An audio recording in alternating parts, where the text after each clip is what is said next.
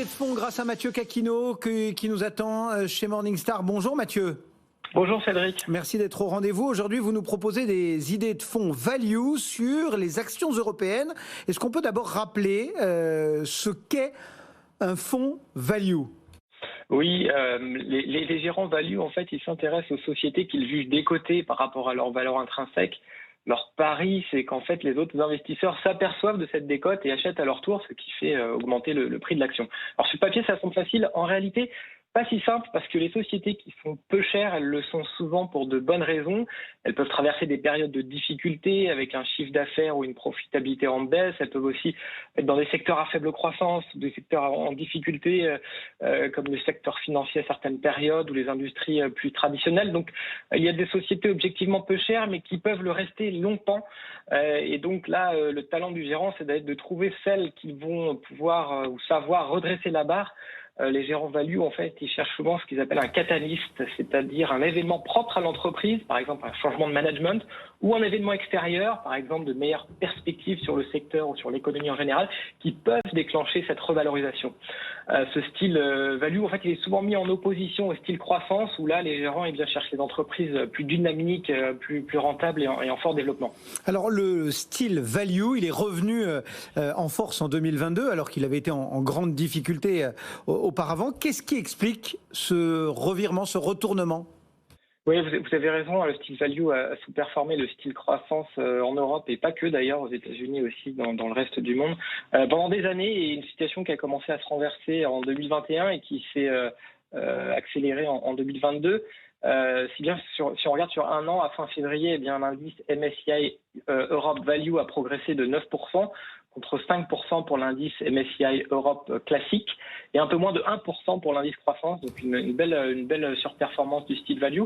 Malgré ce fort rattrapage, l'indice value il est toujours en retard sur son homologue croissance si on regarde sur 5 et 10 ans, ce qui fait dire à certains que le rattrapage devrait continuer, même si la principale raison de la surperformance du style value s'est un peu essoufflée ces derniers temps. Ces raisons qui étaient la forte performance du secteur de l'énergie, des matières premières, et puis le secteur bancaire aussi, qui avait repris des couleurs, le secteur bancaire qui est un pilier du style value.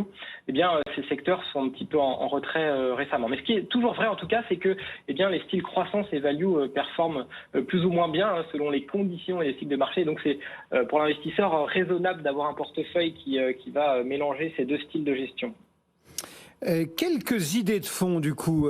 Vous plongez dans votre base de données. Quelles idées de fonds actions européennes value pouvez-vous nous proposer ce matin ? 3 fonds qui comptent parmi nos plus fortes convictions dans ce style. Le premier, c'est le fonds BGF European Value, un fonds géré par Brian Hall depuis 2010. Il est soutenu par une solide équipe action européenne chez BlackRock, une équipe qui s'est stabilisée depuis 2019, ce qui a renforcé notre conviction sur le fonds. Ici, l'approche elle est assez pragmatique, c'est-à-dire que le gérant ne va pas nécessairement chercher les sociétés les moins chères du marché, mais celles dont les valorisations lui semblent attractives si on les rapporte à la stabilité et aux perspectives de développement de la société. C'est une approche qui a très bien fonctionné sur le long terme. Le fonds est noté bronze. Deuxième fonds avec cette fois-ci une approche beaucoup plus agressive du style value, c'est le fonds Brandes European Value. Ici, l'idée, c'est vraiment d'investir chez des sociétés très décotées, qui sont délaissées par le marché, que personne ne regarde. En fait, les gérants, ils cherchent l'excès de pessimisme en misant sur un retour à une certaine normalité. C'est un fonds qui est géré par 5 gérants expérimentés. Ils prennent leurs décisions au sein d'un comité où en fait chaque gérant va donner son avis sur la valeur intrinsèque des sociétés. Et la taille des positions dans le portefeuille est plus réduite quand il y a une dispersion de leurs opinions, c'est-à-dire quand ils ne sont pas d'accord. C'est une structure qui permet de limiter les biais comportementaux par rapport à un fonds qui serait géré par une seule personne. Mais le désavantage, c'est que la prise de ces décisions est parfois moins rapide, mais ça reste globalement un très bon fonds qui obtient la note Silver.